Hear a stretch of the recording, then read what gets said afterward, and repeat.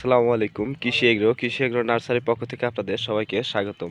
প্রথমে আমি আমার ঠিকানা দিয়ে থাকি জেলা নাটোর, থানা বড়াইগ্রাম, গ্রাম তালশো কুন্ডপাড়া। বর্তমানে চলতেছে বাংলায় আগুন মাস, কৃষি মৌসুম। এই মৌসুমে আমরা আমাদের মাঠে রসুন চাষ করতেছি, আর এই রসুন চাষটা আমরা কিভাবে করব তা আমরা এই কৃষক চাচা থেকে জানবো।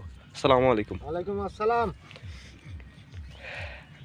খুব তো লাগাচ্ছেন চাচা মিয়া। হ্যাঁ, এটা 1 বিঘা জমিতে কতটুকু বীজ লাগে রসুনের? বীজ লাগে হলো কুয়া লাগে 2.5 মন, আর আমান রসুন লাগে 3 মন। মানে এই রসুন ভেঙে কুয়া বানাতে হয় আর কি। কুয়া বানাতে হয়।